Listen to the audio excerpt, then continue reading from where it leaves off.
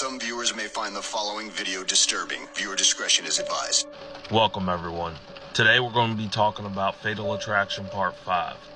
Today we're going to be talking about the tragic life of Travis Alexander.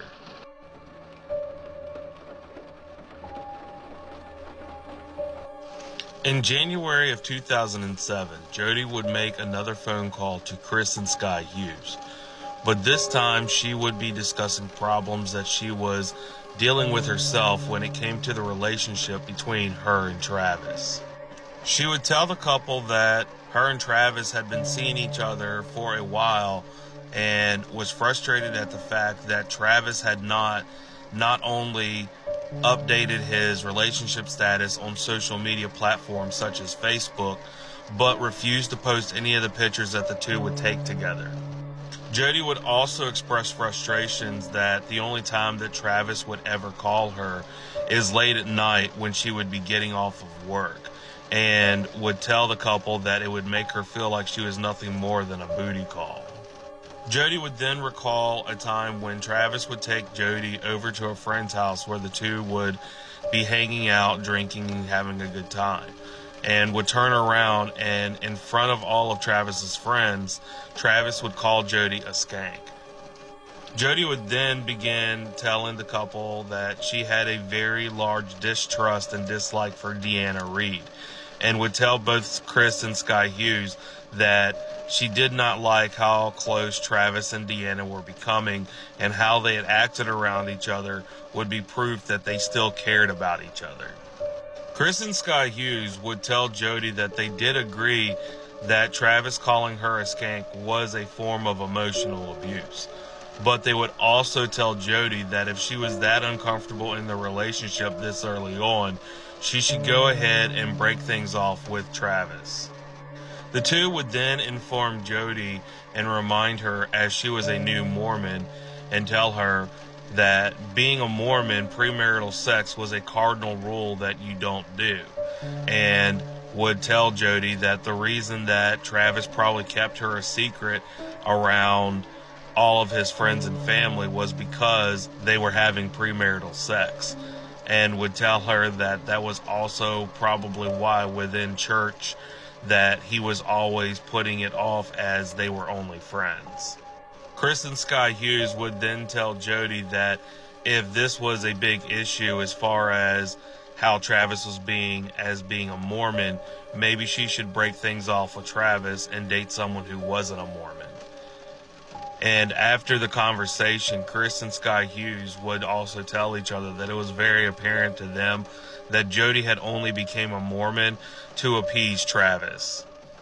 But Jodi would listen to the Hughes, and she would actually go to Travis after this conversation and talk about things that she was uncomfortable with, or things that she was seeing as a problem in the relationship.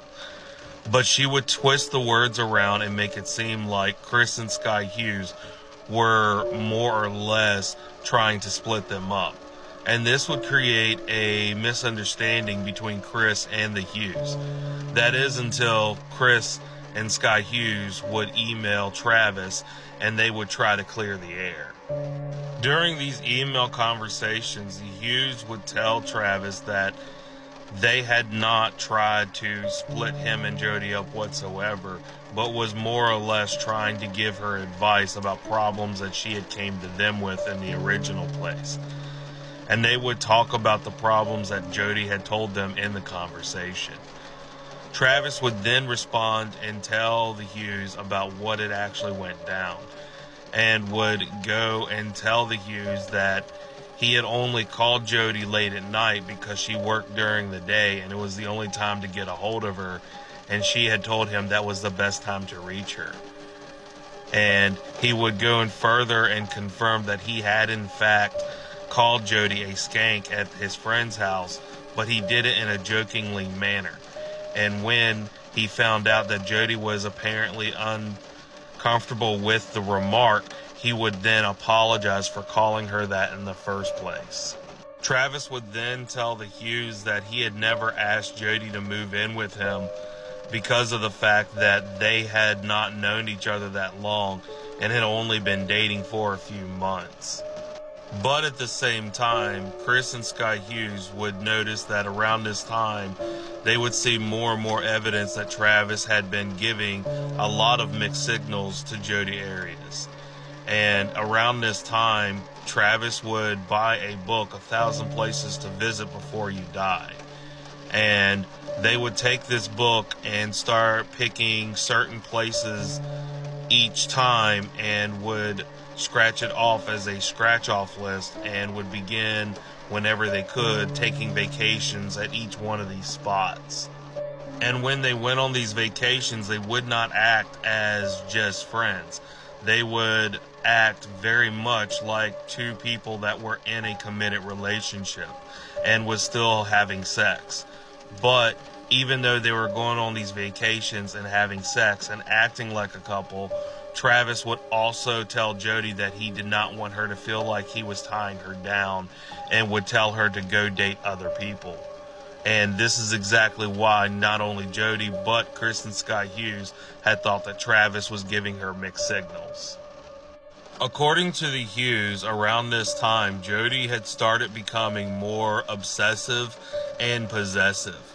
She would start regularly going over to Travis's house unannounced, and whenever Travis would be going on a business meeting or a convention that Jodi was not attending, she would actually go and sneak in and break into Travis's home. And there she would use his shower, sleep in his bed while he was gone on the trip, and would leave the house right before he would get home.